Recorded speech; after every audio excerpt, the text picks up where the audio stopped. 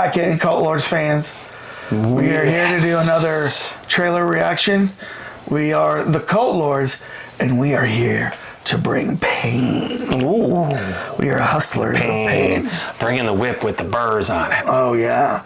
The cat of nine tails. Rip your skin off your ribs. Whop! The leather gloves. The leather gloves with the spikes on it.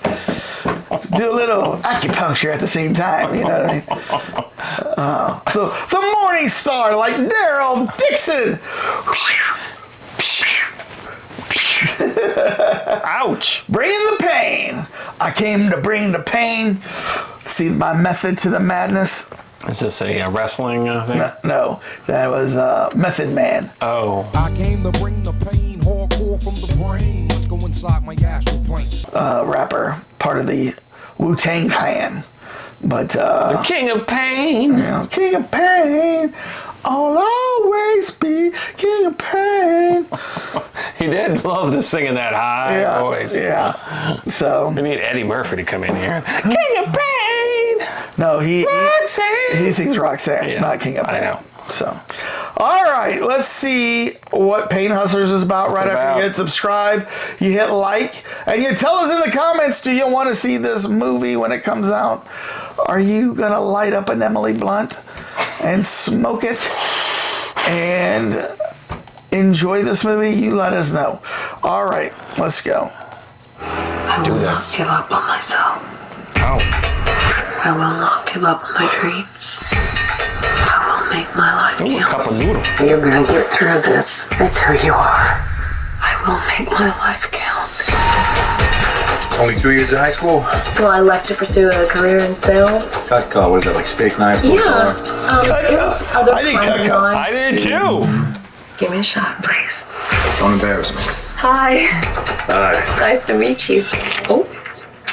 Okay. Pleasure is mine. It's commissions that get you into paradise. Get a doctor to prescribe your drug. You know what we bill on a full dose script? What? 40 grand. A year? A month. On some level, I knew it was bullshit. It's a long odds lottery ticket buried under 1,000 rejections. And you gotta have the grit and the balls to reach down and scratch it.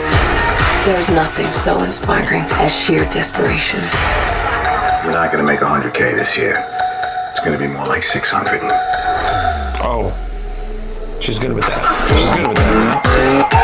Work like your back's against the wall. Own your territory. Own your territory. Own a territory. You don't like know you die. Sales are flat. Sales are flat at 170 million a quarter. Use your crisis as your fire. You'd be amazed at what you're capable of. It's not your fault. Part of it. You're not a bad person. I will not give up on myself. I will not give up on my dreams. I will make my life count.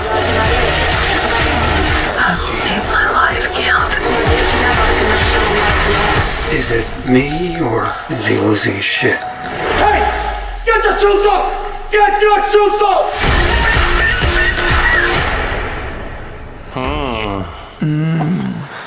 Never says Oxycontin, but it's based on a true story. So I think it's just everything, because there was a time when, I'm in sales, right? Yep. And I had in IT sales, and I had some friends that left IT sales to go to pharmaceutical sales, because there was a time, probably I would say, between like 2004 and maybe like 2012. Somewhere like there was a 10-year sweet spot to be a pharmaceutical sales reps, because it wasn't as regulated as now.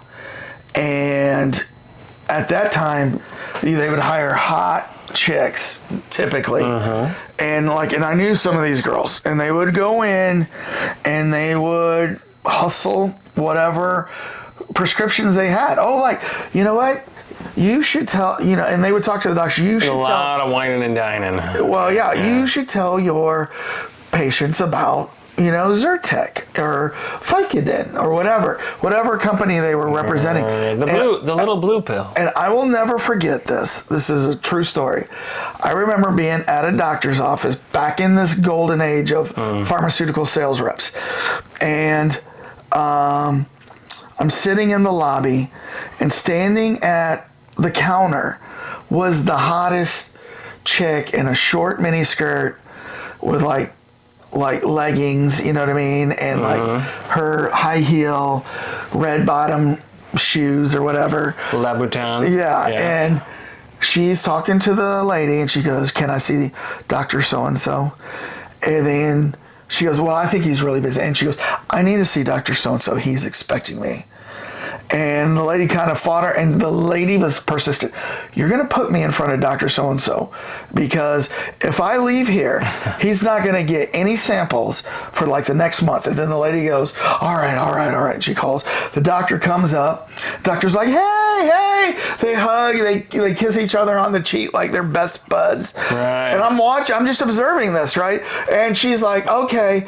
She goes, "So like, can we put in an order, of 200 units of this?" And he goes, "Oh, that's a little high this month," you know what I mean? And she goes, "No, let's just do this." Of you? All this in the lobby in front of me. I'm amazed. And she goes, "Come on, let's just get 200 units in of whatever this drug is." And he's like, "All right." So she goes, "Already got it written up. Just sign here." So he signs there, and then she turns around. She's about to walk out. He's about to walk out, and he stops. She goes, "Oh, do you got any more samples of this and this and this?" She goes, "Oh my, yeah." Yeah, she has her roller duffel bag. She opens it up. She hands this guy just a wad of samples of whatever drug this was, and just hands it to him. And he's like, "Oh, thank you. Oh, thank you," and walks in. And like, I'm like, at the time, I'm like, what the hell just happened here? You know what I mean? It's like a sanctioned drug deal. Oh my gosh, it was a lawful drug deal. And like, so what happened was, at that time, people were flooding. It was like sales reps were flooding to sell for pharmaceuticals. Yeah. And pharmaceutical reps were out there like Mormons hitting the town, you know what I mean? Going door to door, just knocking. Hey, have you heard about, Oxycontin? It's a great new pill. And then and she was even explaining them what this new pill will do and stuff. Right. And so then the government cracked down. Because everyone started getting like addicted to it. Well, everyone was getting addicted. Yeah. There was such a surplus of all these pain meds like Vicodin and, Oxycontin and all this stuff, because they were just handing out samples. They could hand out samples at the time. So like, I talked to this girl who had left, gone into it, was making $400,000, $500,000 a year. Then suddenly, when they took all those capabilities away, it went down to like a $100,000 a year job. Still a good paying job, just not $500,000. Not going to be attracting the creme of the crop. Exactly. So I bet that's what this movie's about. Yeah, I mean, there was that Anne Hathaway movie. What was it? Love and Drugs. I know the title. It was about that scenario. Oh, was it? So yeah. Okay. Where she was a sales rep doing exactly what you're describing. It was Jake Gyllenhaal? Jake Gyllenhaal, yeah. Yeah, and so I think he was a sales rep too, and they were competing against each other. So there was a little bit of a, competition, and then hating each other, then loving each other, and selling everyone, boner pills and all this kind of stuff. And and then of course, they fell in love, and then they both. Somebody realized maybe this isn't right. You saw it, right? Yeah. So.